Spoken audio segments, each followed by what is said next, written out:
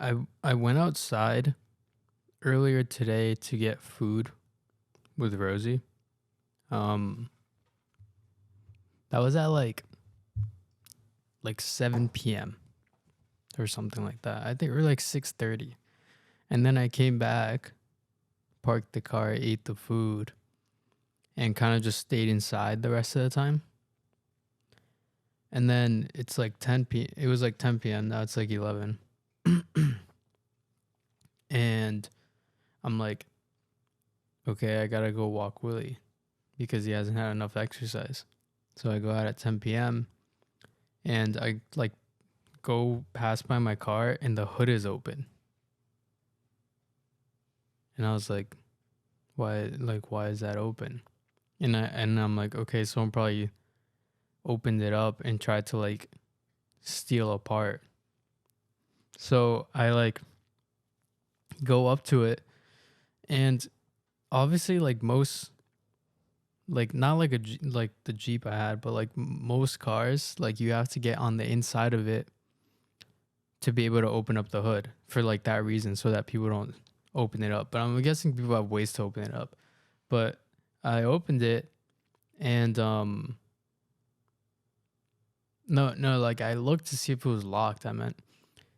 And it was locked. Like someone had just been able to open the hood without unlocking the actual car. Probably by like sticking something in there or something. I'm not really sure cuz that car is like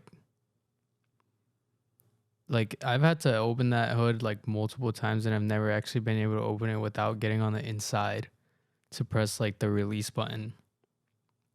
Um so I don't really know how they did that, but they did. And then nothing was really missing. The only thing I noticed was like this this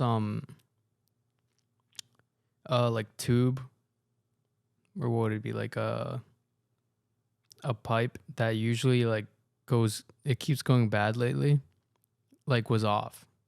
And it wasn't like stolen, it was just off. And I was like, okay, that could have just been the car, like the car does that sometimes, and then I always have to like put it back on. So in my head I was like, maybe they turned it on and it did the thing where like the pipe comes off and like the coolant falls out, because that's what's been happening. It's been like overheating sometimes. um so like I can't drive it for like a long time. So I was like, maybe they turned it on, left it on for too long, or like like I don't know, did something, and then like the pipe fell off and then the coolant like exploded. And then I just like went to go walk Willie, and I come back, and because I left the hood open too to see if someone would come back, kind of like I wanted to see like what if I would like pass by and like see someone there. um but no one was there. So I looked at it again, and I look under the car and there's like sand. Like they put sand to absorb the coolant that had fallen off, or fallen out, I mean. So there was like a bunch of sand under the car. And then I was like, okay, so like it was leaking and someone put sand under it. And I was like, what the heck? I don't know what alarm that was. But they put sand under it, and then I walked over to the driver's side window to turn it on to see like what, or like, yeah, to see like what, if they did anything. And there was a note that said, car overheated and is leaking coolant, don't drive it. So I'm like very confused. um I'm wondering if it was like a neighbor saw it leaking coolant and then they put sand under it and then opened the hood to check what was wrong with it, um or something like that, which is just weird, like in the first place. um unless they saw it like smoking or some shit, then like in that case, yeah, they would have to like find a way to like open it up quickly. But like I don't really I think I guess someone just found it leaking coolant, opened it, opened the hood, found out what it was. Didn't really do anything, just kind of like put sand under it, which is good because it keeps it from like staining the street. And then the car next to it also had sand under it. Like if this is like some like the oil leak man. Yeah. Some like the hero that we deserve in Providence, the oil leak man.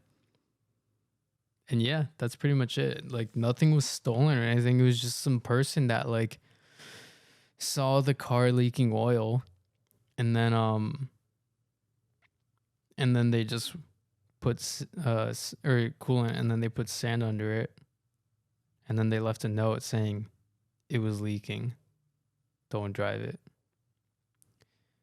Which sucks because first of all that's weird. Maybe it was my landlord or something or a neighbor. But still weird. But secondly, it sucks cuz that car keeps like it was leaking coolant, right? And it's cuz that pipe was off. And I was like, "Okay, cool." I put the pipe back on with a new clip. I was driving it again. This time for much longer, like a month. And then like out of nowhere the car starts overheating and then starts having like white smoke, which only happens when like something's burning off the engine. And I opened it up and the pipe exploded off again and there was like no coolant. It all had like fallen out. So it seems like something's like overheating.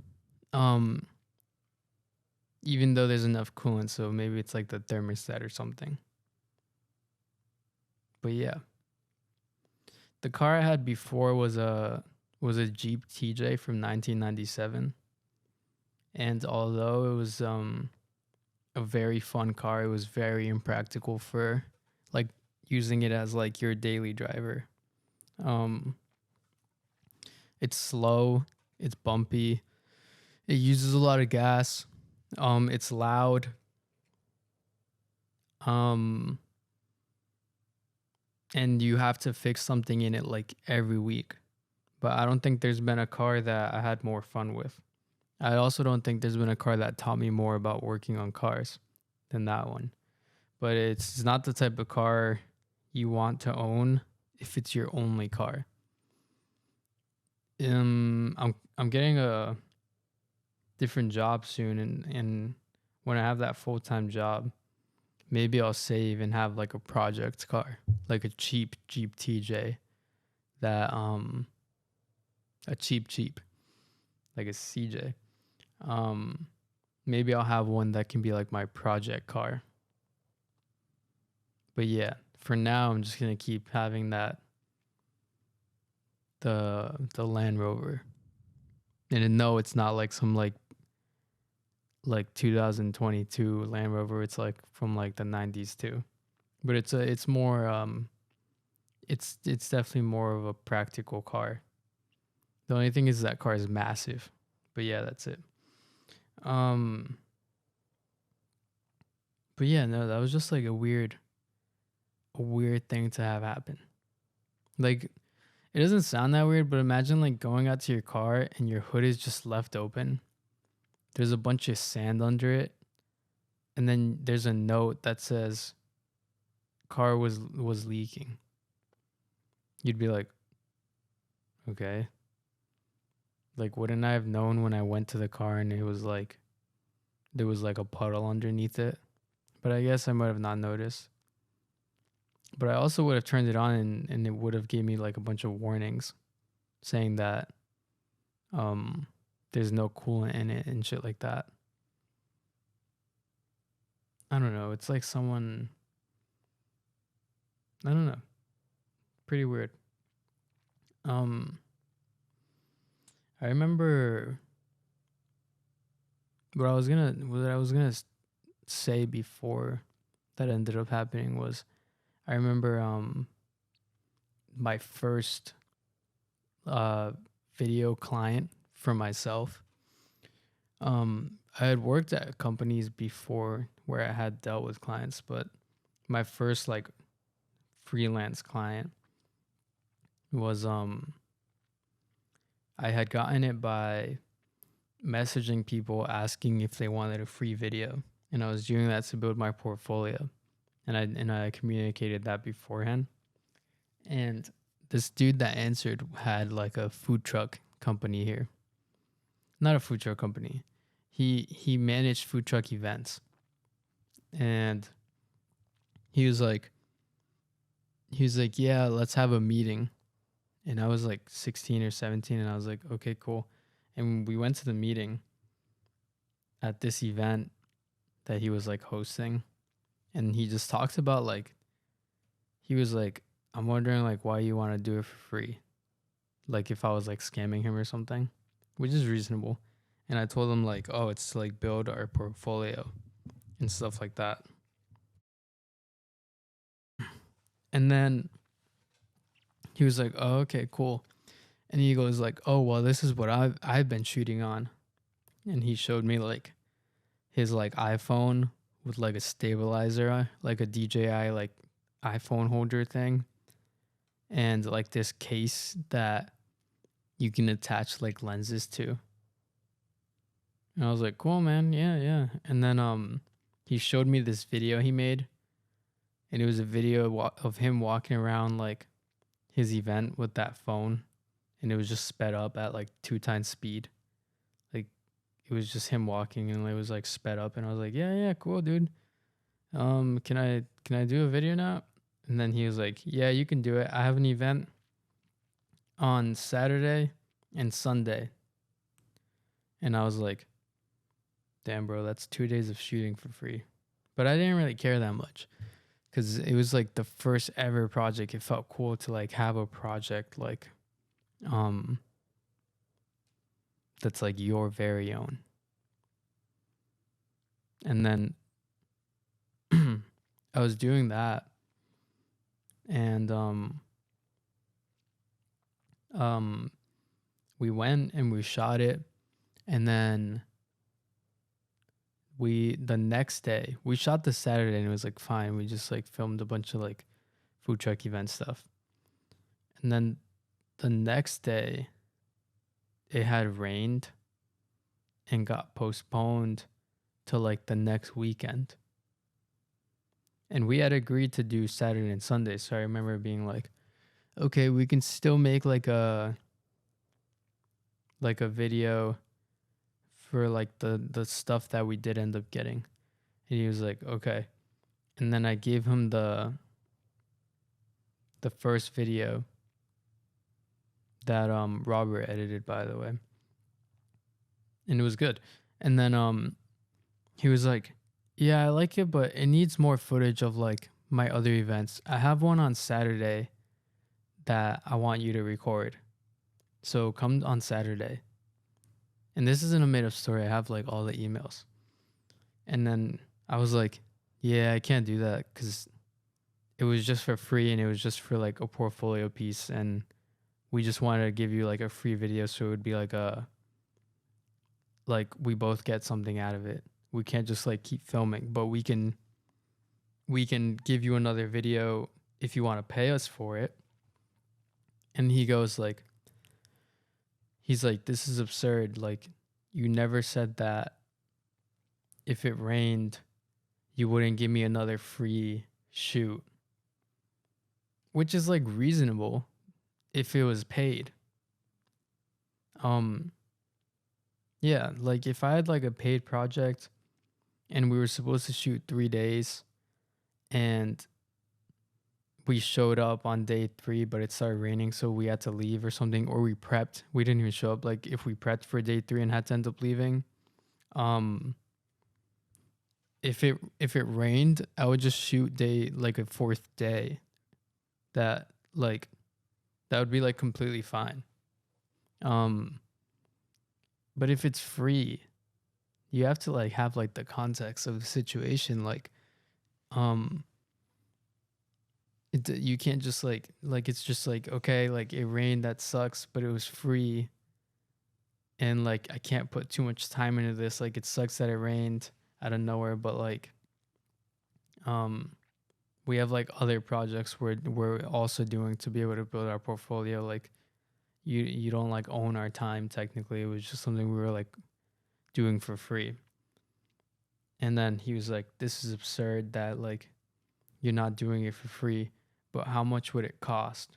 Like if I want, I'll just pay for it. And I think I said like $90 or something like that, or like 150 or something for like everything, like for it to be added to the new video and for both of us to show up. It was like $150. And he responded, he was like, okay, this is like absurd. First, you didn't say that, um, you said you would be shooting 2 days. Then you said that you couldn't because it rained, which should be covered. And then thirdly, you want to charge like an absurd rate, um, for like filming like a reshoot because it rained. He was like, this is like horrible business. And I was like, oh yeah, I mean, there's like something I forgot to mention. The whole time, um, he would like introduce us to people there, and like those people were interested in like getting videos from us as well. But like, which is great, and I appreciate it. But it was like, like part of why I was there was because we were giving him free videos.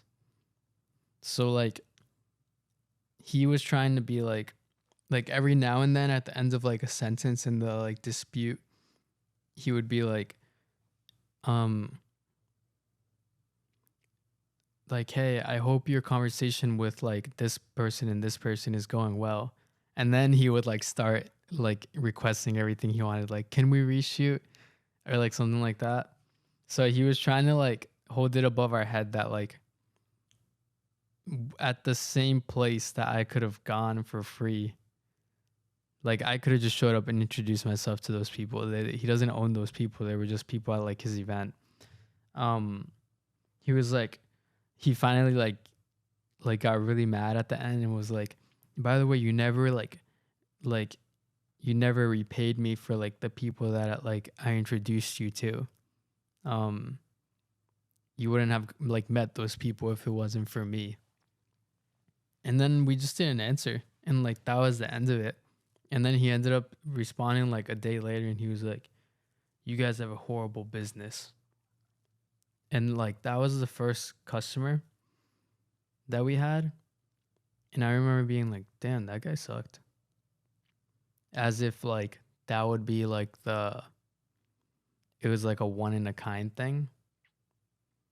But like 4 years later, I've had projects um, with universities and in much larger projects in like the with budgets in like the 100,000 range, and a lot of them have done similar things, like where they want to hold something above your head, where like, oh, we're this university, like just from you doing this project we connect you to like these people and stuff like that. Or like they'll say um like there's very similar things where like my first client had red flags that like never went away in like other clients on like a much larger scale. Like, and I thought it was like just like the free clients or like the low budget ones that would be like that. Those are the worst ones, but like even like on a higher level it would happen, um where they like wouldn't want to pay you. Because here's the thing, like if someone's like it's very easy for someone to gaslight you if they're giving you like 50K. But if they're giving you 50K and asking for $80,000 worth of work, how is that like you know what I mean? So if they're giving you like that amount of money but they're asking for like two times more, And it's not like 2 times the effort, it's like 2 times more stuff. It's like more days, um more people, more like locations, like things like that. It's not like more effort. Like it's literally things that have like a direct correlation to like more money. And like they would be like, but we're giving you 50K and you can't do this. um and part of that goes on to you, where you have to like explain to them what is going, like what their money is going into in the beginning. And like over the years I've gotten like much better at that. But it's like, to me it just got old. um like having to explain to people why they shouldn't treat you or your team like garbage. um because even if they believed that they weren't getting their money's worth, there's like, first of all, like it's very clear in the project what you're getting for your money, and they try to scope creep. But like, secondly, it's like never a reason to like um try to like destroy someone for it. Like, yeah, there's been like a lot of stuff that we've had to deal with. There's been like, the company I used to work at had like their interns like pretend they were clients and message different companies, including my own, like to find out rates and things like that. So it's just like a weird industry, is and to be in, at least in the, not in general, like not in like the entire United States or in the world, just like here, it's like a weird one. Like the other businesses, like, well, just that one business, like that one tries doing stuff like that. And then a lot of times you'll get customers that are just like, I spend in the last year, like seriously doing it, I spent like a lot of time just like saying no to potential projects because of like the red flags that they were like giving off. Which is great once you can do that, but like sometimes like you say no, and then you just like, just the idea that if you had said yes, it would have turned into like this entire thing is like so draining. Like I said no to this one guy who had got his hands on like a script, um and he was acting like just because he paid to buy that script, that he was gonna, like that he was like the coolest guy in the world. And he wouldn't send it to us, so he wanted to like come bring it to the office so I would read it in front of him. And he filmed me reading it for whatever reason. um and I didn't really care. And then like, yeah, and then he told me like his plan, and it just didn't really make sense. Like it seemed like someone who had just like gotten their hands on a script but have never like produced something before. So I was just like, like I don't know, it's not really like for us. Like I recommend getting like an agent and doing it like through them. And the dude got like so mad because I wasn't interested in like his screenplay. And he just kept spamming about like how, like I didn't read his screenplay, and said that like if I did that project, everyone on the project would make like the best amount of money they've ever made in their life. And then I had put up a billboard after, and the dude called me. It was like very obviously him. He called me from like a hidden number and just started like harassing about like the billboard, which a lot of other people did too, because yeah. Um but yeah, he started like harassing about the billboard. He was like, how much did your billboard cost? Like, I don't even know what he said. And I was like, okay, if you want to know how much it costs, just call the company who like puts up the billboard. And then I was at the post office like 3 days later, and this dude in like a trench coat and a fedora. I swear to God, bro. I'm not kidding. Yeah, a dude with the trench coat and a fedora and a camera around his neck comes up to me and he's like, "Can I ask you a question?" And I just said no because there's a lot of people around that the post office I go to that are like sus. I didn't know who it was, and it was the fucking guy. He was like, "Can I ask you a question?"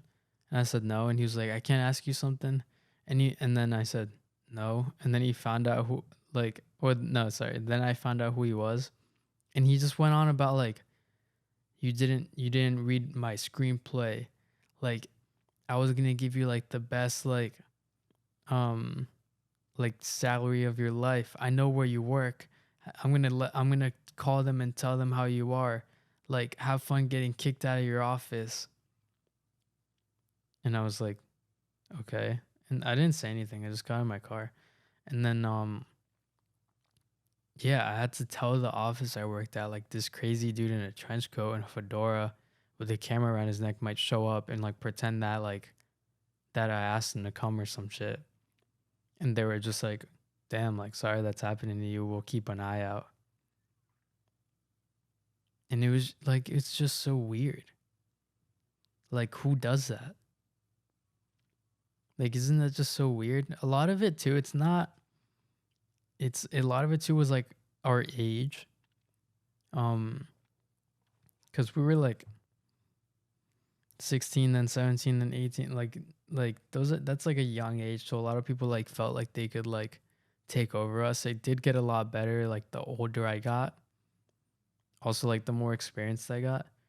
But like why do people think they can like take advantage of someone just because they're young? Like wouldn't they want to like help them? And they think that their way of helping them is giving them exposure. No one cares about that. Like why would they want exposure to like your friends who are just going to treat them the same way? It's weird, dude. That's why like right now I'm trying to get like a full-time job in a place where I can do video for like the same team rather than dealing with different clients each time. Um yeah. And then maybe when I'm like older I'll go back to like the freelance thing when I'll have even more experience. But yeah, it's weird, dude. This was like a more of a serious topic, I guess. But it's just like a weird thing. Like where people think they can just like take advantage of someone because their lack of experience or their age or because they think they're better than them because like their company's bigger or there's so many different reasons. And like every time you think like, oh, it was just that one person, there's like someone else. And but there's just as many good clients. No, there's not just as many. I meant to say there's good clients that like sometimes make you like realize why you enjoy doing it. But like like it, for me it didn't even out. Um yeah. Yeah. I don't know.